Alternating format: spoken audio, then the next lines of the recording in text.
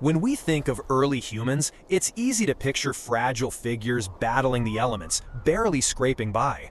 But Cro-Magnons, they were built differently, literally.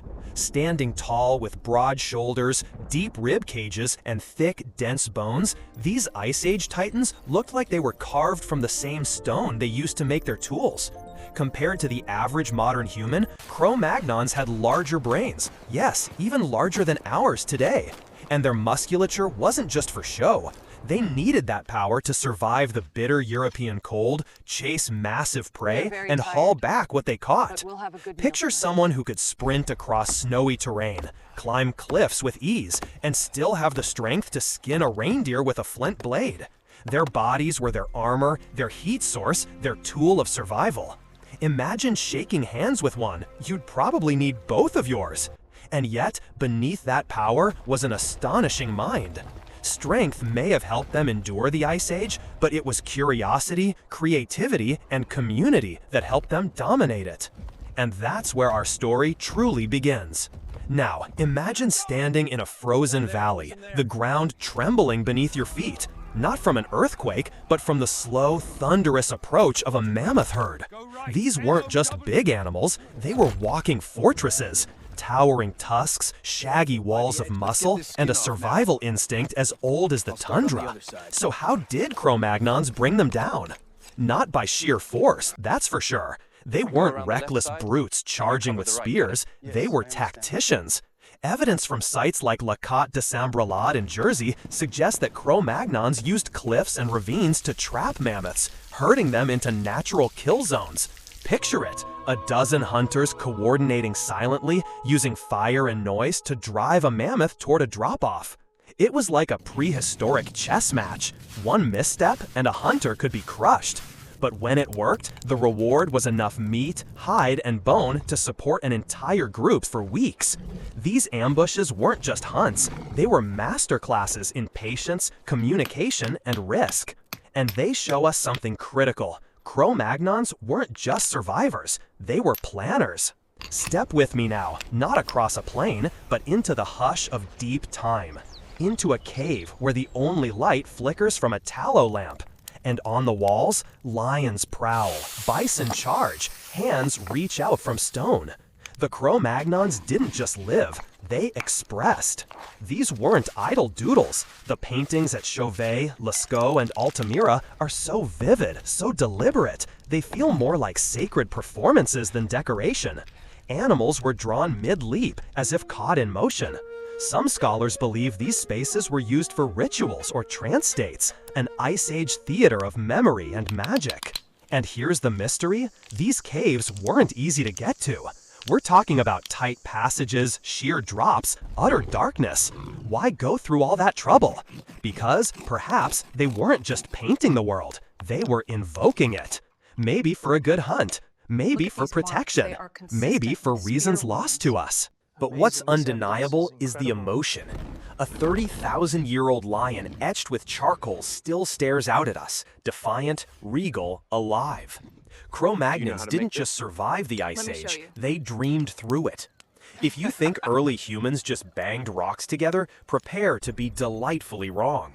The Cro-Magnons were engineers of necessity, and sometimes astonishing finesse. Yes, they shaped flint into blades sharp enough to rival modern scalpels, but that's just the start. They crafted fish hooks from reindeer antlers, barbed harpoons from ivory, and needles so fine you could thread them today. And when stone wouldn't stick to wood, they boiled animal bones down into glue, a kind of prehistoric epoxy. This wasn't brute handiwork, this was experimental chemistry, trial and error under the pressure of survival. They also knew color. Red ochre, black manganese, yellow iron oxide. These weren't just random smears. They crushed, mixed, and layered pigments. Some caves even show signs of scaffolding used to paint high ceilings. Cro-Magnons weren't simply decorating their world, they were designing it.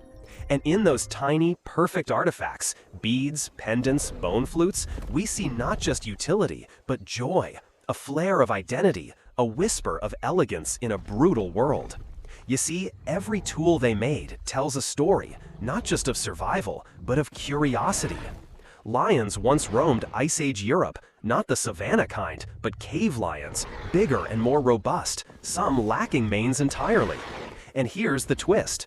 Cro-Magnons didn't just fear them, they hunted them, possibly even revered them. Inside Chauvet Cave, we find over 70 depictions of lions, prowling, snarling, interacting. These weren't idle images. They dominate the cave's panels like apex spirits. But why so many? Some researchers suggest the cave lion had a symbolic role. Maybe guardian, maybe rival, maybe both. What's even wilder is this. Archaeologists have uncovered spear wounds in lion bones from Ice Age Europe, suggesting that Cro-Magnons went toe-to-toe with these apex predators, not just to defend themselves, but likely to assert dominance or earn status. Imagine the courage or audacity required to track and face a predator that could kill you in seconds. This wasn't sport, it was survival laced with ritual. And perhaps in those cave paintings, those staring feline eyes, we glimpse more than just an animal. We see a mirror, another hunter, another mind, another presence in the dark. For a long time, the story was simple. Cro-Magnons arrived, Neanderthals vanished. End of chapter. But here's the thing, new genetic and archaeological evidence tells a more tangled tale, one not of conquest, but coexistence, and perhaps courtship. Across Europe, especially in places like southern France and northern Spain, their paths overlapped for thousands of years. We now know they shared tools, fire-making techniques, and even campsites. And yes, DNA doesn't lie, they interbred. Most people alive today carry about 1 to 2% Neanderthal DNA, a whisper of an ancient tryst still echoing in our cells. Picture it, two species of human staring across a fire, not just sizing each other up, but learning, maybe even telling stories, maybe sharing food, maybe more. Some Neanderthal bones even show signs of symbolic behavior, burials, pigments, possibly jewelry. Did Cro-Magnons inspire that, or did the influence go both ways? This wasn't a Hollywood-style extinction battle. It was messy, human, layered, a shared Ice Age existence where lines blurred and histories merged. In short, the story of Cro-Magnons is also, in part, the story of us. Look in the mirror. That brow ridge, that creative spark, that urge to decorate your coffee cup or sketch a dream, some of that is Cro-Magnon. They may be long gone, but their legacy isn't buried in caves. It's walking around. It's us. Genetically, Cro-Magnons were anatomically modern humans, but culturally, they were giants. Their spirit echoes in every mural, every innovation, every bold leap into the unknown. They left more than bones. They left a blueprint for what it means to be fully human, to craft, to think, to wonder. And even the things we overlook, the flake of pigment, the notched bone, the spiral carved into ivory, these are the ancestors' footprints, whispers saying, we were here, we imagined, we endured. In a world of glacial cold and towering beasts, they not only survived, they thrived. They made meaning in the dark. So next time you light a fire, build something with your hands, or stare at a piece of art and feel something, remember, you're not so far from the cave. You're part Cro-Magnon too.